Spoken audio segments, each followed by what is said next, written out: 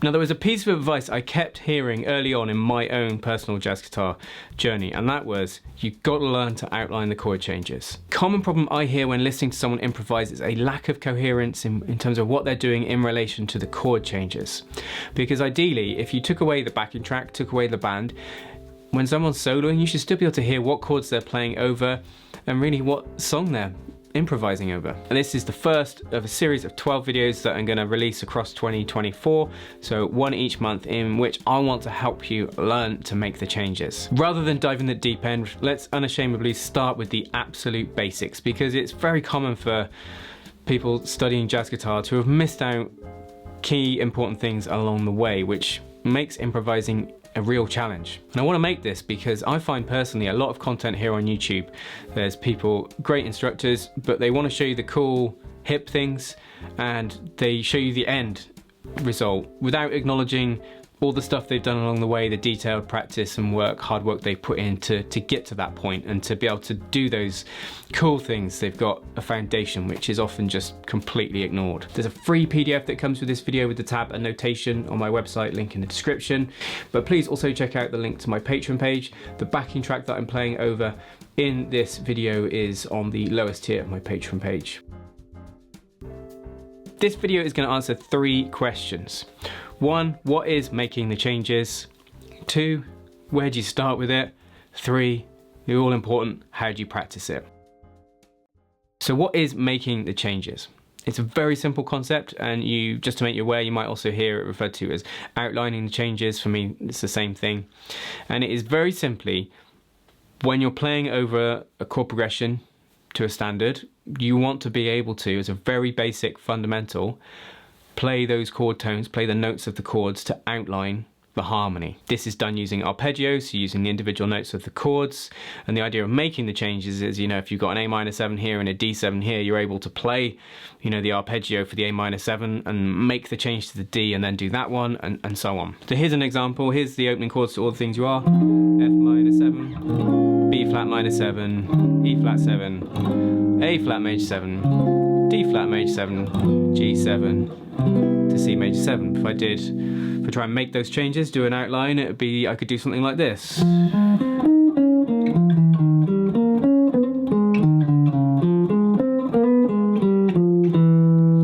there you can still hear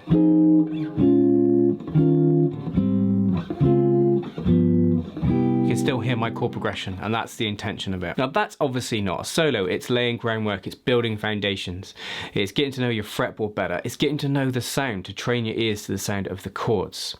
And what I just did is reliant upon several skills. It's about knowing your arpeggios, which we'll get into today.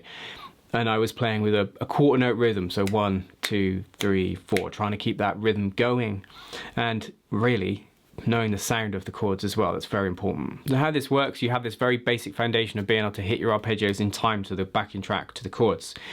Over time, in the course of these videos as well, we'll look at how you can turn that into phrases, introducing things like different rhythms, voice leading, outside sounds, chromatics, and so forth, so that it becomes more like a solo. But this is all about getting a good foundation.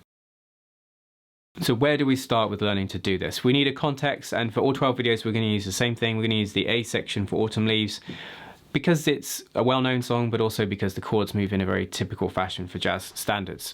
And those chords at the beginning are, just to be clear, A-7 a bar, D7 a bar, G major 7 for a bar, C major 7 for a bar, F#-7 flat 5 again for a bar, and then B7 for a bar, leading to 2 bars of E minor. Some people might put an E7 as the final bar there to lead back to the A minor, but I've just kept that out for simplicity. So that's our progression, and the first thing we want to be able to do is to play the arpeggio notes, so the chord tones, in order of 1, 3, 5, 7 for each chord, with the quarter note rhythm, so going ba da da da, next chord, keeping in time, like this.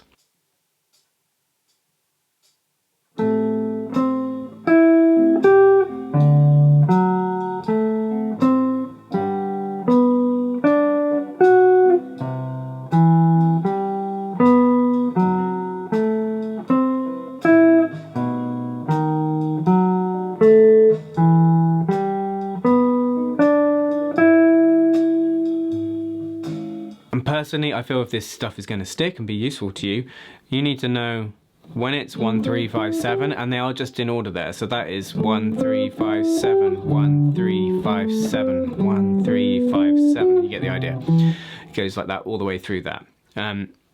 But knowing the notes as well. So that first chord, A minor 7, A, C, E, G, D7. And doing what I'm doing now is good practice. Play the chord, then play the arpeggio. D, F sharp, A, C, G major 7, G, B, D, F sharp, C major 7, C, E, G, B, F sharp minor 7 flat 5, F sharp, A, C, E, B7, B, D sharp, F sharp, A, E minor 7, E, G, B, D, and then I finish on the root again, E. And without the backing, you can hear the chord changes. So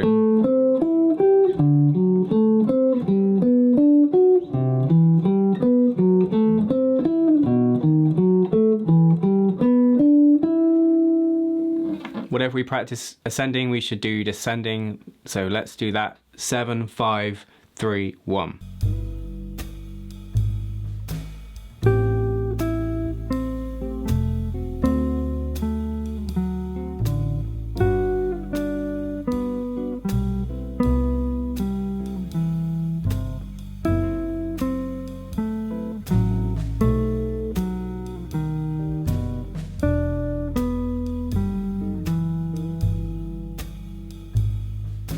Now this is great because it's training our ear to hear the starting from the 7th rather than the root, and it avoids just always that predictable starting on the root. Again, play the chord, do the arpeggio, da, da, da, da, D7, G major 7, C major 7, F sharp minor 7 flat 5,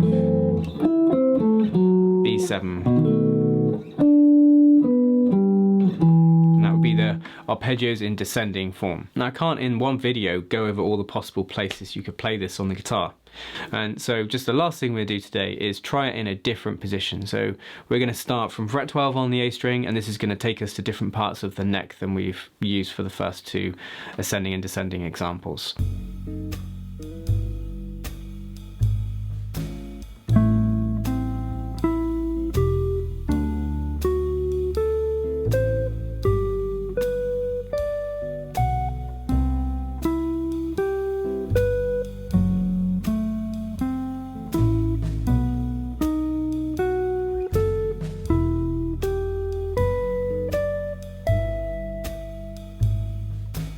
Now you could look at that in a couple ways. You could look at it from a kind of pessimistic point of view and think, oh well, I've just done it down here and now I've got to do it up here.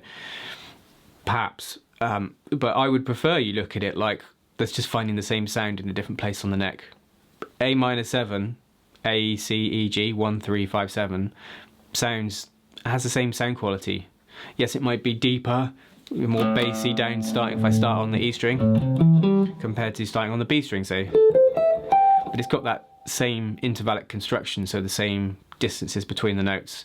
So use that as a way to help you find things on the guitar. And when it comes to finding arpeggios, take A minor 7. I personally feel like if you found the note A anywhere on the guitar, you should be able to find your arpeggios from them, and really appreciate the sound rather than just the technicalities of where things are. Now, I've not included it on the tablature notation, but you could obviously also practice that last example down. So the third question we wanted to answer today is how to practice them.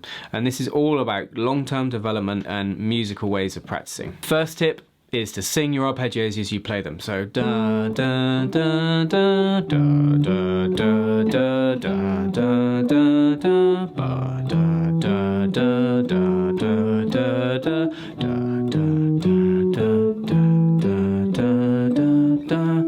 You don't have to be exact with the pitch. Obviously, I don't think I was perfectly there, but you know, in my head I'm trying to sing each note as accurately as I can. And you could hum that if you prefer. And a good test of how well you're absorbing this is to play the chord and sing the arpeggio. And you might need to get the root note first, the first one. So da da da da da da da da da, da, da, da, da, and so on. That's a great test as whether you actually know it or whether your fingers just do. Another tip, one way you can check that, say A minor 7, is you can say play the first note and then try and sing the second note. Dun, dun, dun, dun. And what I'm doing there is I'm singing the note and then playing it to confirm that I'm hearing it correctly. And obviously you can take my ways that I've got it, but you would then want to find it in different places on the fretboard. You know, find your A minor 7 somewhere else, go just see if you can find the same thing in different places on the fretboard. And over time trying to increase the tempo as well. As I said, the backing track which I was playing over is available on Patreon on the lowest tier, so please consider checking that out. Installment 2 will be uploaded next month, so in February. So practice what I've shown you today, get things down, and next month's installment will cover vertical versus horizontal considerations when practicing arpeggios for chord tone outlines. If you've enjoyed today's video, please hit the like button, leave a comment. Please consider joining me over on Patreon, where there's tons of jazz guitar materials related to learning jazz standards and developing your all-round jazz guitar game. I'll put a video up on the screen. If you've not yet learned Autumn Leaves or you need to brush up on the chords, that would definitely be advisable. Video on the screen. Thanks for taking the time to watch this video and watch until the end. It's much appreciated. Don't forget jazz guitar lessons every Wednesday with myself, Andy. Until next time, you take care.